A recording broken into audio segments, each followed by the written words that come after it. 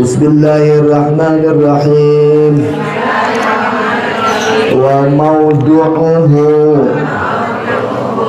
maudu'uhu adapun objek bahasannya yaitu zatullahi, zat Allah, wa zatur rusuli, dan para rasulnya, wa maudu'uhu adapun objek bahasan ilmu tauhid yaitu zatullahi, zat Allah, wa zatur rasuli, dan para rasulnya, min haitsu ditinjau dari ma yajibu sifat-sifat wajib, wa ma yastahilu mustahil, wa ma yazuzu dan zaizna, wa maudu'uhu adapun objek bahasannya zatullahi, zat Allah, wa zatur rusuli, dan para rasulnya, min haitsu ditinjau dari sisi ma yajibu sifat wajib, wa ma yastahilu mustahil, wa ma yazuzu dan zaiznya. Segitu aja dulu ya, sebaris saja. Ibu-ibu yang kami muliakan, dan juga bil khusus orang tua kami, Saiful Badlis, Bu Haja Neneng Hermawati, dan juga Anda Haji Mahmud Zakaria. Pada siang kali ini kita melanjutkan yang rutin kita baca. Setelah kita baca khutbatul kitab, artinya pembuka daripada kitab ini, dulu ada khutbah kitab. Apa isinya? Bismillahirrahmanirrahim. Yang kedua, alhamdulillahirabbil alamin. Yang ketiga, asyhadu an la ilaha illallah wa asyhadu anna muhammadar rasulullah. Yang keempat, Allahumma salli ala sayyidina Muhammad wa ala ali sayyidina Muhammad. Yang kelima, amma ba'du. Amma ba'du. Waduh, udah hafal semua ini, alhamdulillah. Ini mah udah bisa ngajar ini mah ya. Udah jadi bisa jadi ustazah insya Allah. Amin ya rabbal alamin. Ya, ngajar nggak apa-apa ya. Kata guru kita tuh, yang bisa alif ngajarin alif. Jangan malu, nggak percaya diri. Kalau nggak percaya diri, timbulnya malu-maluin. Ngapa malu-maluin? Ya, mau ngajar malu gimana kalau mau ngajar malu ya? Atau mau jadi ketua RW, mau jadi lurah, kalau sambutannya malu bagaimana ya? Nggak bisa sambutan ya kan? Ya udah, belajar. Kalau ada tugas tuh jadi MC bu ya, pernah dengar MC itu ya? MC emang singkatannya apa sih MC ya? Lah, masa ngomong doang kagak tahu itu. MC tadi kan ada MC gitu ya, M sama C, itu apa itu singkatannya itu ya? Ah tuh ada apa? Ya apa mak? Nih Ustazah Jadaria, MC apa tadi katanya? Ceremoni. Ya itu mah ya, itu bahasa sono ya, kita mah bahasanya pembawa acara aja. Kalau master of ceremony, nah, itu artinya itu MC, M-nya master of ceremony. Bahasa sono ya. Kita dulu pada ibu-ibu pada belajar bahasa Inggris SD agak ya. SD, sekolah SD. Ada yang banyak kan nggak sekolah SD kan ya. Iya. Boro-boro denger bisa baca seremoni begitu ya. MC. Jadi karena bahasa di sono udah jadi bahasa sini, jadinya kita juga pada paham. Ada tuh namanya Citayam Passion Week. Iya, alhamdulillah. Ada yang mau bawain duit yang banyak, amin. Amin ya robbal.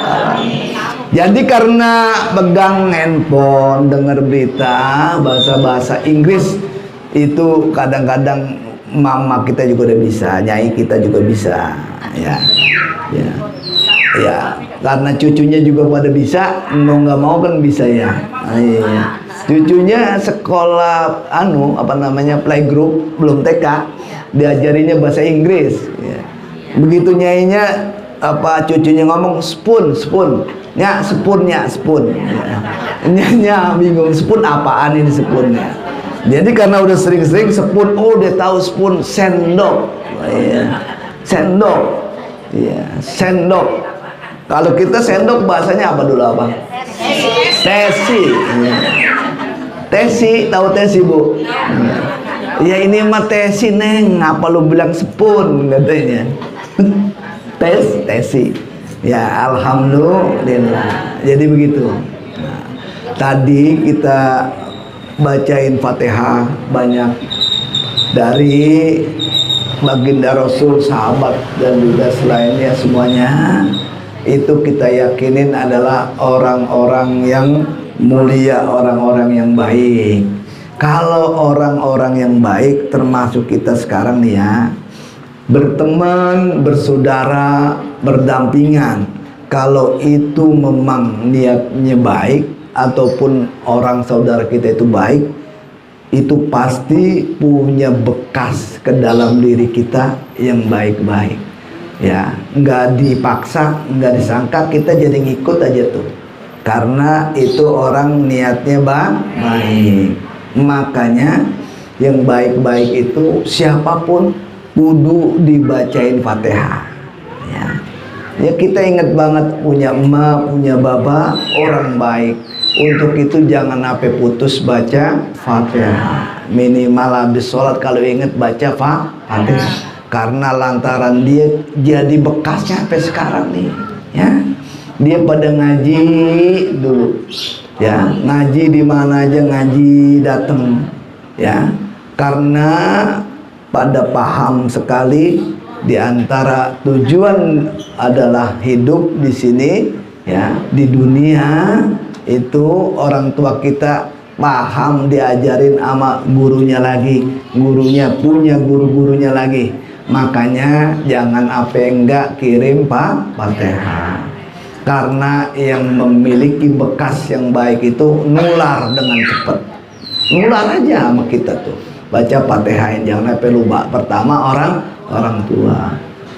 Mengapa disebut itu di mana-mana? Ulama ini, ya, ulama ini disebutin namanya karena dengan menyebut namanya, insya Allah, ya, di kemudian hari, ya, kita punya gantungan sama orang-orang yang soleh itu, orang-orang baik tersebut, karena kita sebut namanya. Pengaruhnya gede, makanya baca Fatihah tuh. Ya kita nggak pernah ketemu Tuan Syekh Abdul Qadir Al-Jilani, tapi namanya kita bacain. Moga kita bisa ngikut, walaupun nggak ngikut di depan, ya jampil minimal dengan Tuan Syekh Abdul Qadir Al-Jilani. Ya, kita punya teman, punya saudara ataupun siapa, karena dia dalam hatinya adalah dia baik sama kita, orangnya husnuzon, itu asar dan bekasnya sama kita, ya nempel aja, ngaruh banyak sekali atas kebaikan itu.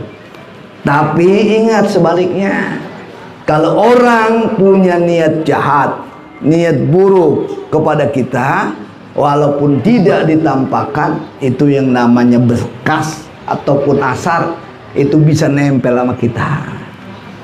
Ya, itu makanya siapa aja dah kita niatin, mau sama siapa aja kita mau berbuat baik, niatnya berbuat baik sama siapa aja, sama dia, sama siapa, berbuat baik, bacain Fatihah. Dan Fatihah bukan buat yang hidup aja, buat yang mati aja, yang hidup bacain. Anak bocah tuh kalau punya anak 10, sebutin si A Fatihah, si B Fatihah. Itu yang masih hidup pengaruhnya sangat besar, bacain Fatihah. Ya, moga dia pada lancar belajarnya, pesantrennya, sekolahnya. Yang udah pada sekolah rajin belajarnya rapi, pada dapat kerja yang cakep, dapat jodoh yang cakep, Fatihah gitu. Ya, kok ini kayaknya kan saya mau baik ya, artinya kalau dilihat mau baik. Ngaji di mana juga ngikut ngaji, ya. Artinya kalau ada pengajian, insya Allah ngaji dah, ya. Sampai kalau ngajinya, ya, di atas awan juga kalau ada kendaraannya saya ngikut gitu. Lah saking rajinnya ngaji. Kok ini bocah saya atau anak-anak saya pada melintir semua. Padahal mas saya kan baik ini, banyak zikir, ngaji, sama orang juga baik, sama siapa juga baik, agak bagaimana-gimana. Saya baik dah, ngaji juga, sholat juga jalanin. Kok ini pada melintir, pada susah bocah ini. Ada baik yang bikin macet, yang bikin susah saya ini. Ya, jangan lihat kita sendiri, coba lihat sampingnya. Ya, mungkin sampingnya kita punya suami atau kepala keluarga, ya, ngadat mulu, ngaji kagak mau, sembahyang kagak. Lah itu bisa jadi dari situ tuh. Jadi yang sebelahnya udah rapi, yang sebelahnya kagak, ya juga bisa melengso juga itu. Ya. Ya, ya mungkin dari ibu maka kagak, coba lihat sebelahnya atau di sekitar rumahnya yang keluarga dekat. Ada nggak? Ada. Nah, itu pengaruhnya. Itu bisa bikin susah kehidupan. Ya.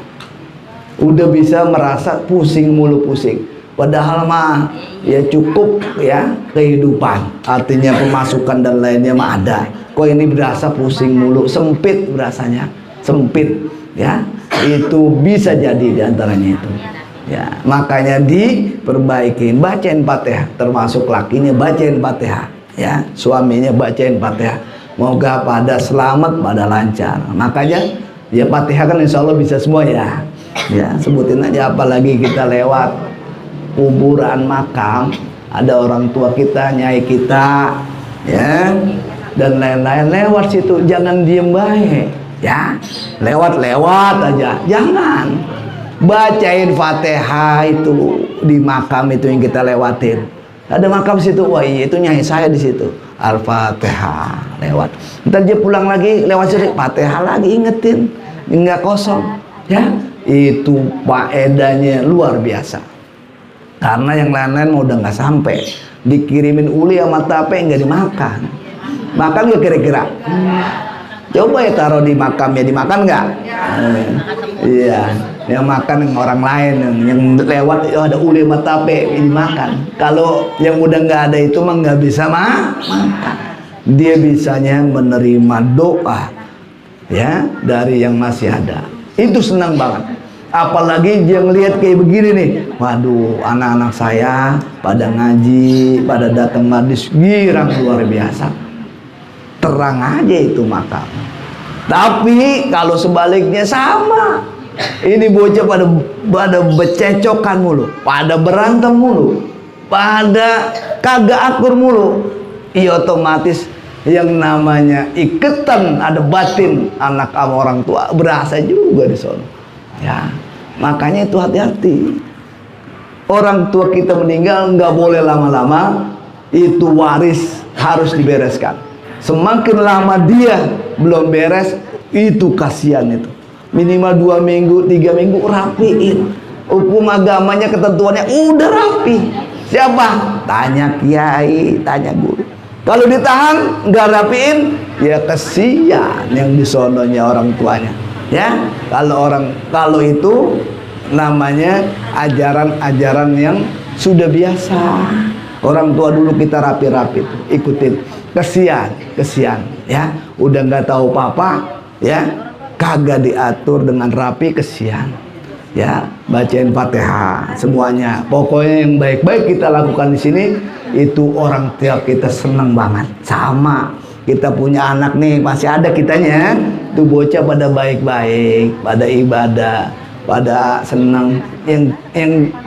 Yang dialami sama orang tua seneng nggak kalau gitu? Seneng. Ya ini mau ngeliat doang, nggak bisa negor, nggak bisa bilangin gimana ya. Nah itu yang kita bicarakan ibu-ibu dari sekian pembahasan dalam mukaddimah ini. Mukaddimah baru pendahuluan kitab yang kita baca adalah maudhu'uhu wa maudhu'uhu. Tadi yang kita baca pokok bahasannya yang kita ajikan ada tentang zatullah wa zatur rasul, tentang Allah dan Rasulnya. Karena kita yang namanya hidup di dunia kudu tahu. Kalau nggak tahu bakal ribet nih. Gue ngapain nih ada di dunia ini ya? Ngapain sebenarnya kita nih ada di sini? Apa begini-begini aja? Apa buat berangkat pagi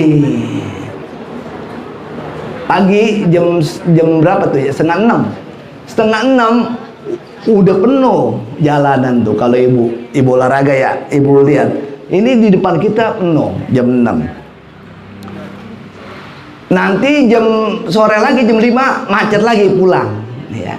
Kalau cuman itu doang, sama dulu kayak bapak kita punya kebonya dikandangin biasanya di belakang rumah Bu. Dulu saya punya rumah tuh belakang biasanya kandang kebo, kalau kandang kambing. Kalau kebo itu pagi digiring ke sawah Kueni. Oh, sawah Kueni Bu, tahu sawah Kueni? Tahu ya? Sekarang di mana sawah Kueni? Hah? Metro ya? Yang punya sawah Kueni mana? Tunjuk tangan ada? Yang dulu punya? Ada? Oh, udah nggak ada ya? Oh. Iya, berarti pernah punya sawah dulu ya? Iya, namanya sawah Kueni. Itu kebo ya Bu, pagi diajak ke sawah Kueni. Nanti dikasih makan itu sama ya. Pulang sore dibawa pulang lagi ke kandang, dimasukin, dimandiin bersih, masuk kandang lagi. Lah kalau kita begitu baik tuh. Pagi berangkat kerja. Ada yang di Jawa, Jakarta Barat, Jakarta Pusat, di Tangerang, di mana. Sore pulang lagi, masuk rumah, ya. Udah capek, boro-boro ngikut ngaji apa, tidur. Besok pagi bangun, kerja lagi. Kalau begitu aja sehari-hari, nggak ada sembahyang asar, nggak ada sembahyang maghrib, nggak ada sembahyang isya, nggak ada baca yasin, nggak ada berzikir, yaitu sama aja sama yang tadi tuh, sama dengan padahal mah kita kan dikasih akal, bisa mikir. Lo kan kayak kebo begitu doang, kerja pagi pulang sore, begitu lagi, taunya pensiun. Walau udah mau pensiun ada bingung lah, wah ini udah kerja udah enggak ya, gimana ya. Ya biasanya kerja kan, nggak kerja enak nggak enak. Lain kayak kita yang memang kagak kerja, mau pensiun mau kagak nggak ngaruh, emang begini tiap hari nggak kerja ya. Itu, nah itu. Jadi ini objek bahasannya tentang zat Allah dan zat Rasul. Maksudnya apa Bu? Maksudnya bukan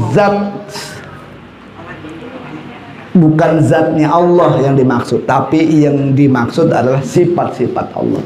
Karena nanti harus ngertiin dari awal nih. Ada yang sering-sering disebut dengan zat, ada yang sering-sering disebut dengan sifat.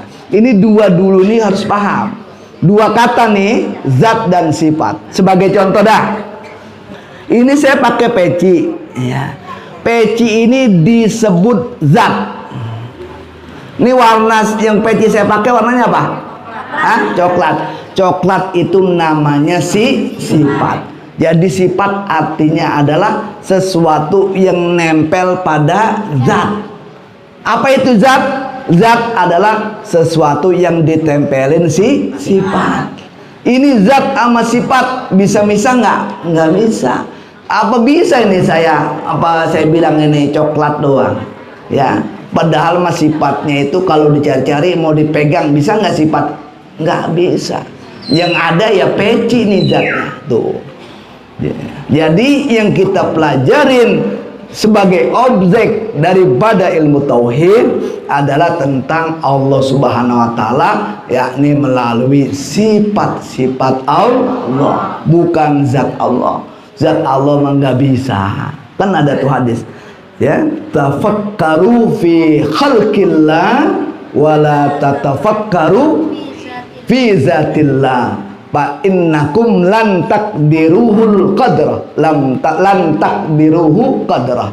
Mikirin, pelajarin tentang ciptaan Allah, jangan engkau memikirkan tentang zat Allah, nggak sampai kadarnya kita itu.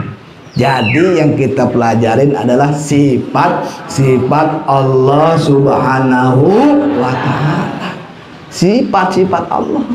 Lah ini bakal jadi repot kalau kita yang tiap hari sembah ini sholat, kita nggak tahu yang disembah, bakalan repot. Nggak jadi itu ibadah sholat kalau nggak tahu yang disembah. Siapa yang disembah? Yang disembah Allah Subhanahu wa ta'ala yang menciptakan kita, ya. Ya orang kita banyak kan nggak tahu sih, dulu yang di perut orang tua kita, di perut emak itu kira-kira 9 bulan itu makannya bagaimana kira-kira? Tahu nggak ibu kira-kira? Nggak tahu. Itu minumnya bagaimana? Tahu nggak kira-kira? Nggak tahu. Lah udah segini gedenya juga kita nggak tahu nih, itu darah dipancarinnya ngalirnya bagaimana? Tahu nggak kira-kira?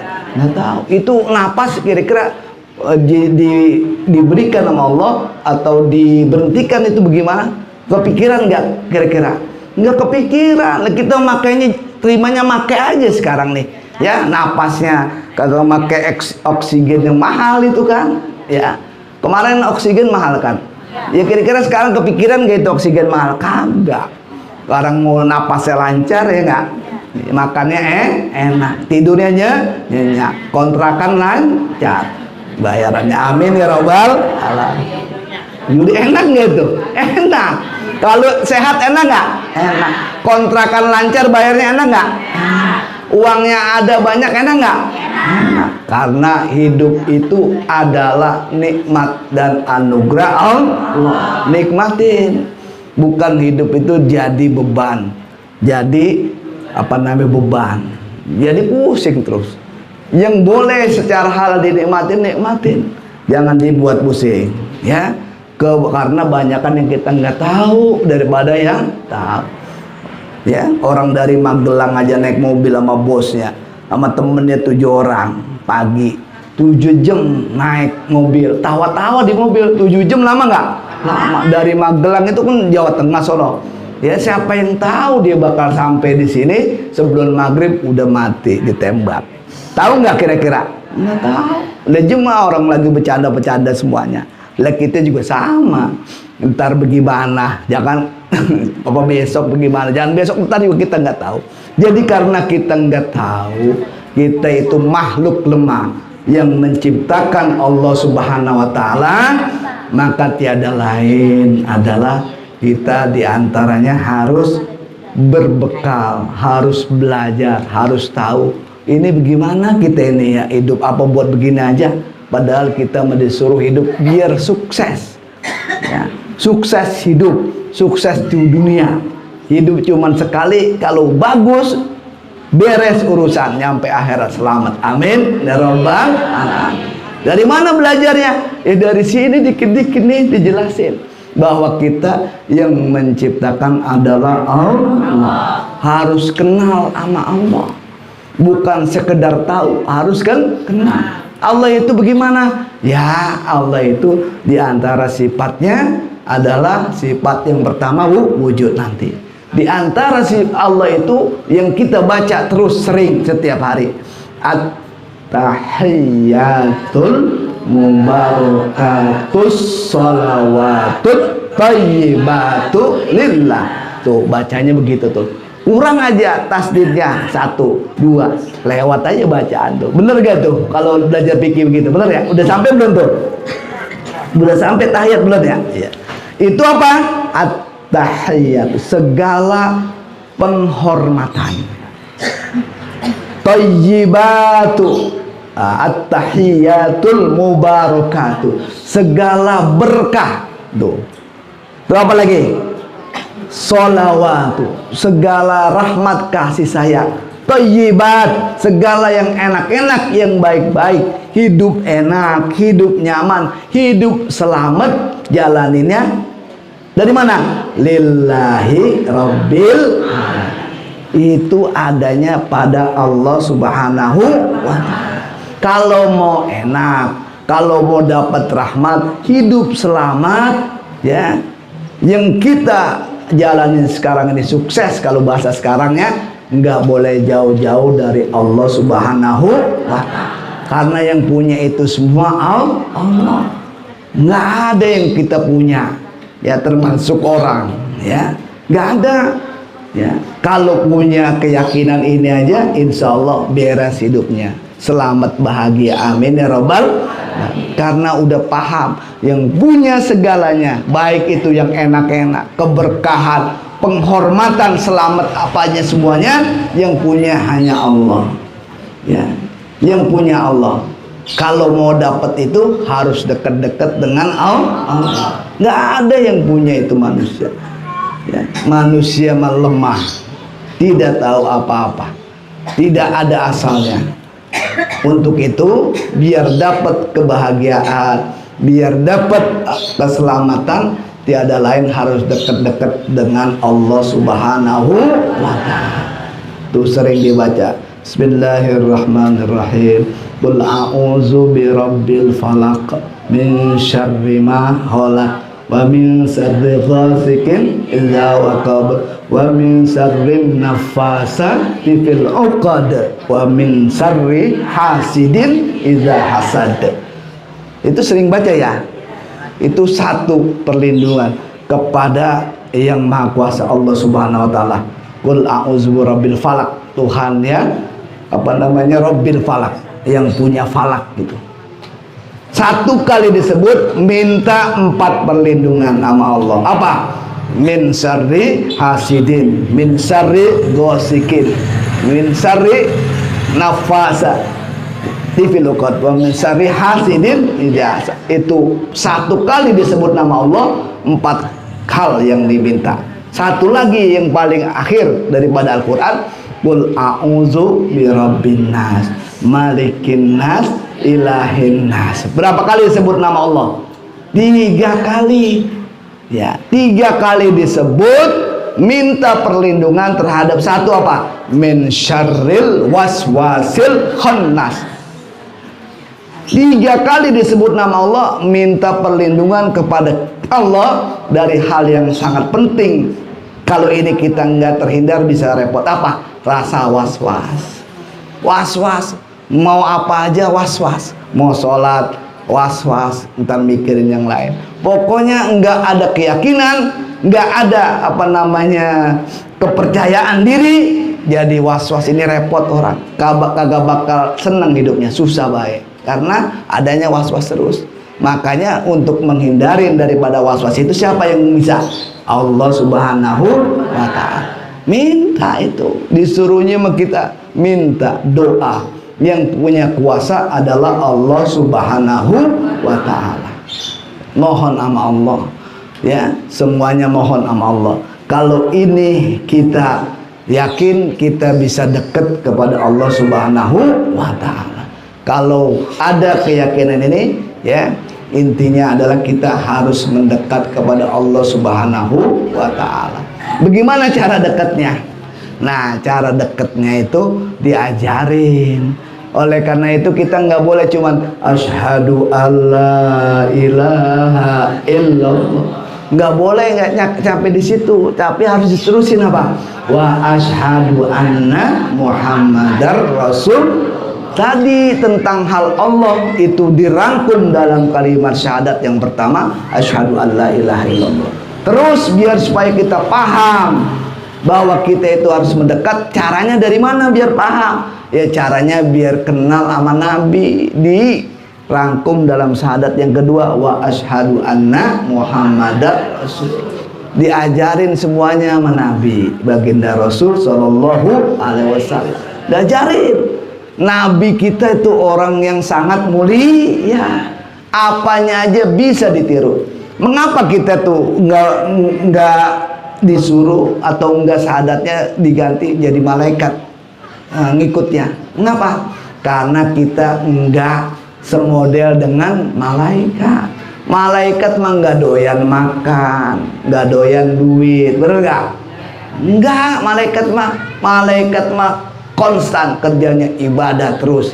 Kita bisa nyontoh nggak sama malaikat? Nggak bisa. Yang disuruh nyontoh adalah yang berupa manusia juga. Namanya siapa? Baginda Rasulullah Sallallahu Alaihi Wasallam. Satu aja kita tahu, udah luar biasa kita senang. Apa?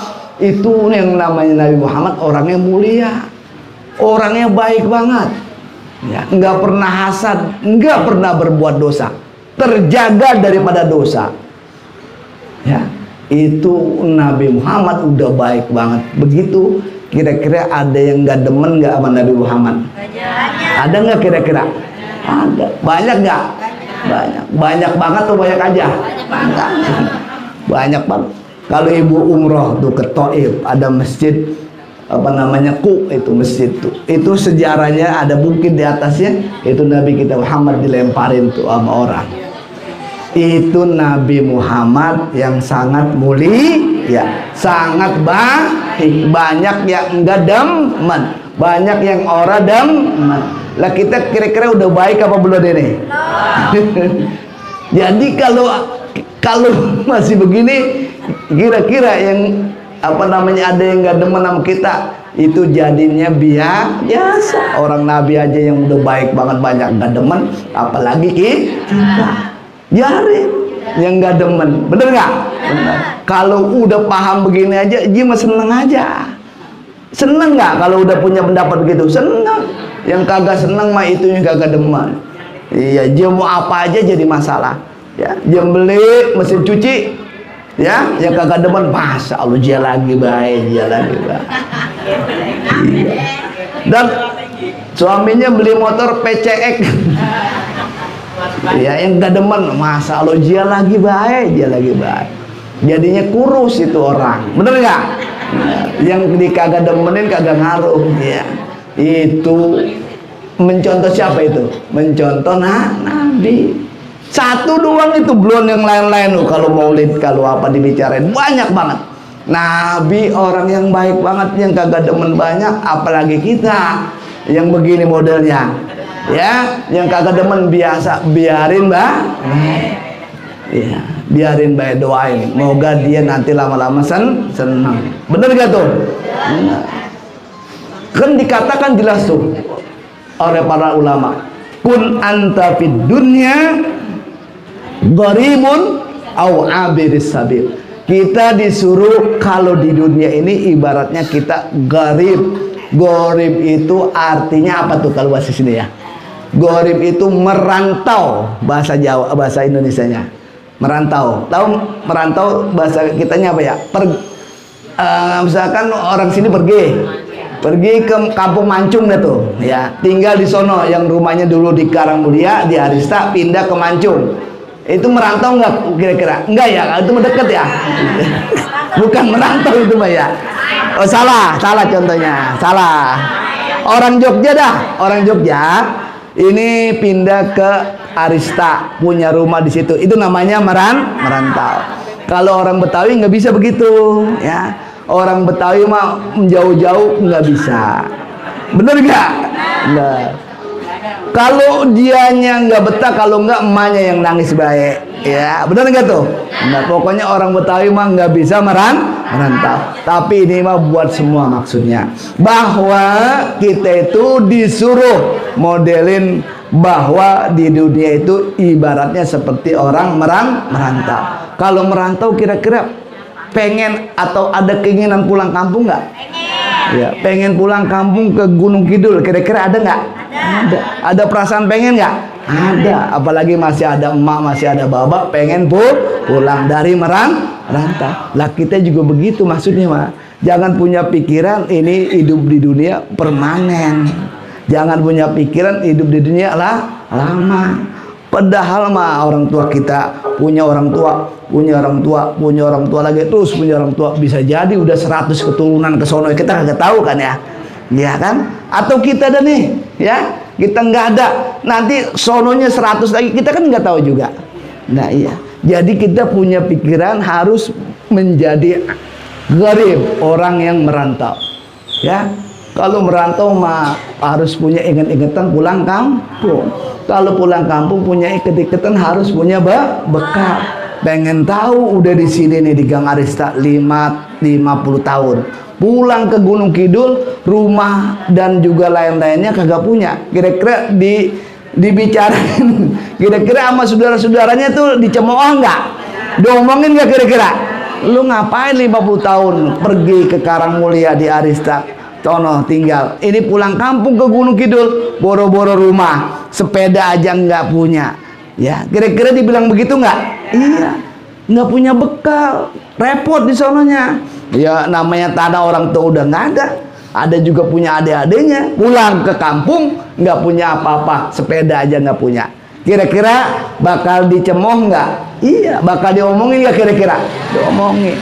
Itu masih di dunia Gunung Kidul. Karena dia malu, buru-buru balik lagi ke Arista. Gue nyari duit lagi, gue mau dagang dah, biar punya bekal, bikin rumah, punya bekal pulang kampung. Itu kalau masih di dunia. Lah kalau pulangnya ke akhirat bagaimana baliknya? Ya, ada nggak yang balik lagi kira-kira udah lama pulang ke sono akhirat? Ada nggak? Kayaknya belum ada gitu kan. Itu karena kita itu sifatnya merantau, banyak-banyak bekelin. Bagaimana biar tahu banyak bekal? Ya dari waktu 24 jam mah pakai sedikit buat cari bekal. Itu bagaimana caranya? Diajarin sama guru-guru kita, ya, diajarin oleh guru-guru kita, dipakai dikit-dikit tuh biar punya bekal. Itu maksudnya biar kita sukses, maksud di hidup di dunia diantaranya begitu tuh, bekal-bekal itu. Yang kedua apa? Au abiris sabil, atau pikirin bahwa yang namanya di dunia itu adalah sekedar liwat doang. Kira-kira liwat lama nggak? Bentar. Paling lama banget juga ada nggak yang umurnya 150 tahun ini? Hah? Ada ya? Nggak ada ya? Oh iya. Iya, ada 150 kagak ada. Ya, ya kalau dapat dihitung kan jumlahnya berarti sebentar ya. Kalau ada jumlahnya namanya sebentar. Lah itu kita disuruh begitu. Kita sekedar lewat, namanya lewat di Blok M. Ada baju batik apa, ya beli oleh-oleh mah nggak apa-apa, namanya lewat ya. Tapi jangan sampai lupa itu pas lewat di situ, keenakan lupa bahwa dia punya tujuan akhirat. Lewat di Kebayoran Lama banyak sayur ya, beli buat oleh-oleh mah nggak apa-apa. Ya, harus punya pengertian bahwa dia cuma sebentar atau sekedar lewat. Kun anta fid dunya gharibun au abir sabil. Ini diantara apa namanya bekal-bekal. Ini yang kita sebut maudhu'uhu, objek bahasan daripada ilmu tauhid 2, yakni zatullah wa zatur rasul, tentang Allah dan tentang Rasul. Itu singkatnya, kalau panjangnya 4. Apa? Yang nomor 3 ada namanya akidah sam'iyat. Akidah yang didapat atau diproses melalui pendengaran yang disampaikan oleh baginda Rasul, wajib kita imani. Apa? Adanya mizan, adanya timbangan, adanya apa maksa, adanya sirat tu jalan, dan itu adalah yang disampaikan berupa sam'iyat dari baginda Rasul. Itu keyakinan harus diyakini sama kita bahwa proses itu dijalani.